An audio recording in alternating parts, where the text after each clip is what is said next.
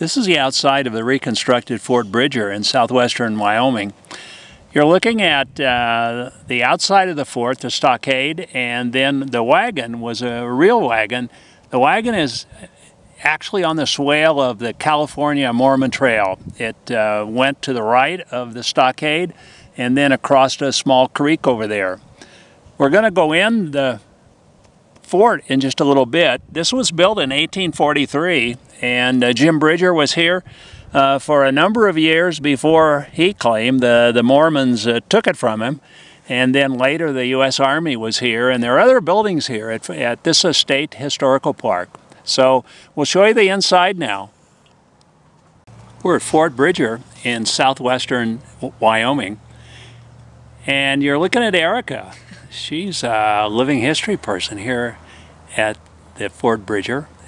This was a trading post by Jim Bridger, probably the best mountain man in the history of the U.S., I think.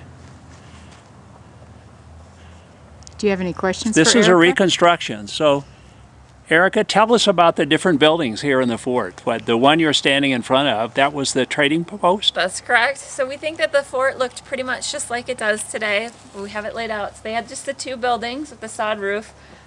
This building over here had the trading post and the blacksmith shop, and then the other building on the other side was for the Jim Bridger and his partner Louis Vasquez. So Jim Bridger lived with his whole family in one room, and then his partner lived in the other.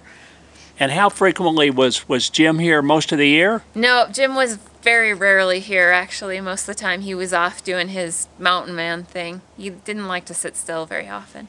And when did they build the fort? They built this fort in 1843. Mm-hmm.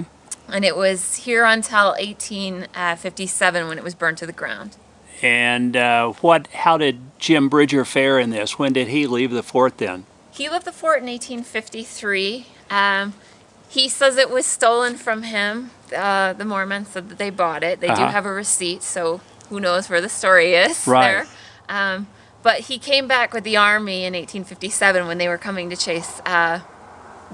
to replace Brigham Young as the governor of Utah. So I see. He was a scout leading the army. Now, by then, had this changed? This had been burned down when he came back. Once it was still smoldering when he got here. I see. The Mormons had it for about 4 years, and during that time they took down the wooden stockade and had built a cobblestone wall all the way around it. It was about 15 feet tall. I see. Places, so.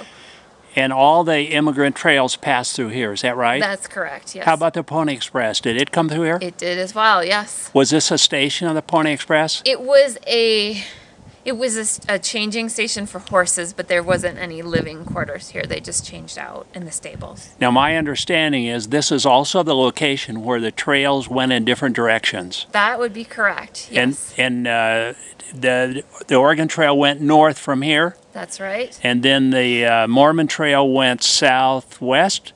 Yeah, basically it just follows I-80 out of here, so pretty much straight west out of here. I see. A little bit. I see. Well, again, this is Fort Bridger, and this is a state park. It's a state historic site, yes. State historic site, and it's a beautiful day here in southwestern Wyoming. A little cool maybe, but especially for people from Georgia, but you take what you can get, and it's a beautiful day. Thank you very much. This is a newer part of Fort Bridger, newer I guess in that it's several years after he had left here. The fort, his trading post, was actually where the museum is, right across from us, the white building. And we'll show you just pretty much the sod roof of the trading post that's reconstructed down there. This was taken from him, he says, by the Mormons, and then the Mormons were run out by the U.S. Army. The Mormons burned the trading post down before they left, and there wasn't much left by the time the Army got here. Bridger came back with the U.S. Army. Supposedly he was paid later in life, or his estate was paid, but Bridger said he never did get compensated for the fort. The Army said he didn't own this land to begin with, so they didn't feel that they owed him any money. But this is the other part of the Fort Bridger, a state historical site here in southwestern Wyoming. It's a beautiful day.